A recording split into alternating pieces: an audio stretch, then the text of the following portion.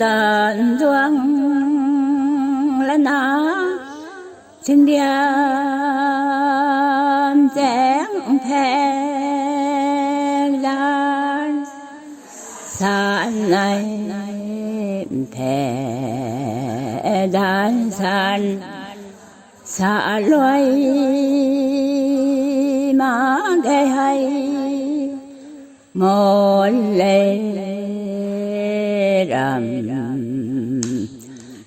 lũ ta tám tuổi tuổi hệ cây đại thổ quang lan na hệ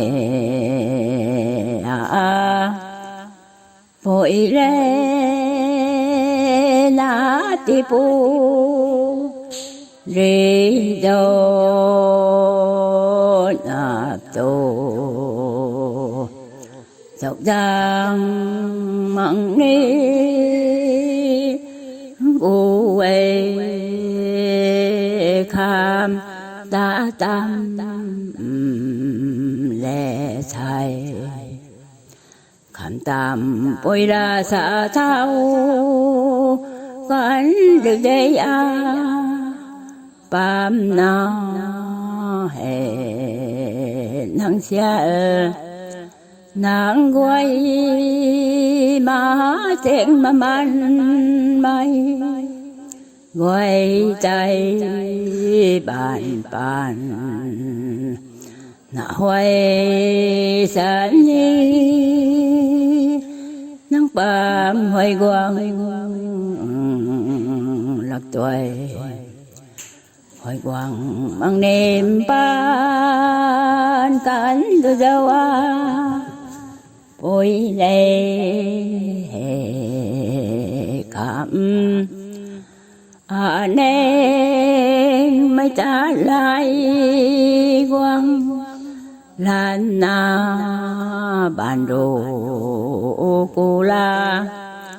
mà cô đến cả luôn đi toang đại lòng niềm vui khám ta lại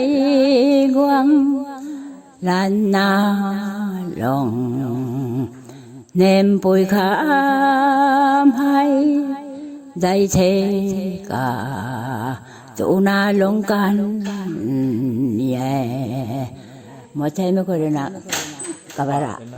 kabara rahal lopung thế hôm nào kapoi đi na khám thanh thật lâu mới nào ta là gì nè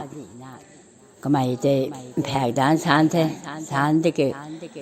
bà mình nói sao ta mấy mình nuôi nàng là cái này mình muốn có na đã thì gai mà phải thế nàng lòng linh thế cái bún na tầm tà vào mấy thà thì cái ai cũng mấy ta lông gậy mà cái cái theo quang nên đắp tủ rằng cái gì năng gu để anh nào ta mi nào ta đến tầm mi chạy hết trăng rồi là ai đắp tủ rằng mà chuyện gu thế coi là anh em mi nào ta là quang là mà cụ ban đủ là cái số đồng đồng là cho nên là hi anh em mi nào lộng nem mi nào ta là quang là cho nên là hay lộng nem mi nào thế là ai lộng cái này thế là sắp rồi rồi mới rồi